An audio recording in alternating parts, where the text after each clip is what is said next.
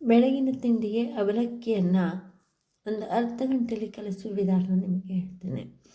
ಮೊದಲು ಅವಲಕ್ಕಿನ ಕಲಿಸುವಂಥ ಮೊದಲೇ ಒಗ್ಗರಣೆ ಕಾಯಿಸಲಿಕ್ಕೆ ಒಂದು ಸ್ವಲ್ಪ ಶೇಂಗಾ, ಉದ್ದಿನಬೇಳೆ, ಕಡಲೆಬೇಳೆ ಹಾಗೂ ಬೇವಿನ ಸೊಪ್ಪು, ಒಣಮೆಣಸಿನಕಾಯಿ ಮತ್ತು ಸ್ವಲ್ಪ ಅರಿಶಿನ ಮತ್ತು ಉಳ್ಳಾಗಡ್ಡೆ ಒಂದು ಎರಡನ್ನ ಹೆಚ್ಚಿಟ್ಕೊಳ್ಬೇಕು.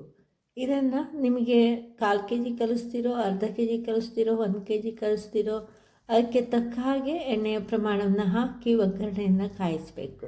ಒಗ್ಗರಣೆಯನ್ನು ಮೊದಲು ಶೇಂಗಾ, ಕಡಲೆಬೇಳೆ, ಉದ್ದಿನಬೇಳೆ, ಸಾಸಿವೆಯನ್ನು ಹಾಕಿ ಒಗ್ಗರಣೆನ ಕಾಯಿಸಲಿಕ್ಕೆ ಹಾಕಬೇಕು. ಆನಂತರ ಒಣಮೆಣಸಿನಕಾಯಿ, ಬೇವಿನೆಲೆ ಹಾಕಿ ಕಾಯಿಸಿದ ನಂತರ ಉಳ್ಳಾಗಡ್ಡೆಯನ್ನು ಕೊನೆಯದಾಗಿ ಹಾಕಬೇಕು, ಮೊದಲೇ ಹಾಕಬಾರ್ದು. ಅದಕ್ಕೆ ಸ್ವಲ್ಪ ಅರಿಶಿನ ಹಾಕಿ ಅದನ್ನು ಚೆನ್ನಾಗಿ ಶೇಂಗಾ ಚೆನ್ನಾಗಿ ಬೇಯುವಂತೆ ಅದನ್ನು ಕಲಸಿ ಈ ರೀತಿಯಾಗಿ ಒಗ್ಗರಣೆಯನ್ನು ಮಾಡಿಟ್ಕೊಳ್ಬೇಕು. ಆನಂತರ ನಾನು ಈಗಾಗಲೇ ಹೇಳಿದೆ, ಅರ್ಧ ಕೆ ಜಿ ಬೇಕೋ, 1/4 ಕೆ ಜಿ ಬೇಕೋ, 1 ಕೆ ಜಿ ಬೇಕೋ ಅಷ್ಟು ಪ್ರಮಾಣಕ್ಕೆ ಅವಲಕ್ಕಿಯನ್ನು ಸ್ವಲ್ಪ ಅದನ್ನು ಸಾಣಿಸಿ ಅದನ್ನು ಕ್ಲೀನಾಗಿ ಧೂಳೋಗುವಂತೆ ಸಾಣಿಸಿ ತೆಗೆದಿಟ್ಕೊಳ್ಬೇಕು. ಹಾಗೆ ಕಾಯಿನ ಪ್ರಮಾಣ ಸ್ವಲ್ಪ ಜಾಸ್ತಿ ಬೇಕಾಗ್ತದೆ. ನೀವು 1 ಕಾಯೇ ಹೆರಿಬೋದು, ಅರ್ಧ ಕಾಯೇ ತುರಿಬೋದು. ಈ ರೀತಿಯಾಗಿ ಕಾಯನ್ನು ಸಪ್ರೇಟಾಗಿ ತುರಿದಿಟ್ಕೊಳ್ಬೇಕು. ಅವಲಕ್ಕಿಯನ್ನು ಮೊದಲು ಕಲಸೋದಕ್ಕೆ ಮೊದಲು ಸ್ವಲ್ಪ ಉಪ್ಪು, ನಿಮಗೆ ಬೆಲ್ಲ ಬೇಕು, ಸಕ್ಕರೆ ಬೇಕು, ಯಾವ್ದು ಬೇಕೋ ಅದನ್ನು ಹಾಕಿ ಅದನ್ನು ಚೆನ್ನಾಗಿ ಕಲಿಸ್ಬೇಕು.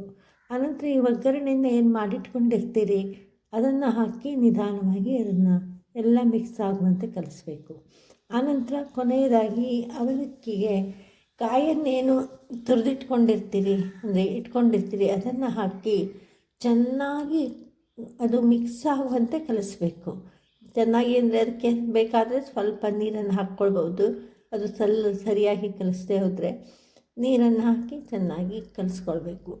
ಅವಲಕ್ಕಿಯನ್ನು ವಿಧಾನದಲ್ಲೂ 3-4 ಥರ ಅವಲಕ್ಕಿ ಇರ್ತದೆ. ದಪ್ಪ ಅವಲಕ್ಕಿ ಇರ್ತದೆ, ದಪ್ಪದ್ದಿರ್ತದೆ, ತೆಳು ಅವಲಕ್ಕಿ ಇರ್ತದೆ. ನಿಮಗೆ ಯಾವ ರೀತಿ ಅವಲಕ್ಕಿ ಬೇಕೋ ಆ ರೀತಿ ಸ್ವಲ್ಪ ನೀರನ್ನು ಬೆರೆಸಿ ಅದನ್ನು ಚೆನ್ನಾಗಿ ಕಲಿಸ್ಕೊಂಡು ಬೆಳಗಿನ ತಿಂಡಿಗೆ ದಿಢೀರಂಥ ಅವಲಕ್ಕಿಯನ್ನು ಕಲಿಸ್ಕೊಳ್ಳಿಕ್ಕೆ ತುಂಬ ಚೆನ್ನಾಗ್ತದೆ. ನಿಮಗೆ ಬೇಕಾದರೆ ಈ ಕಲಿಸಿದಂಥ ಅವಲಕ್ಕಿ ಮೊಸರನ್ನ ಹಾಕ್ಕೊಂಡು ತಿನ್ಬೋದು.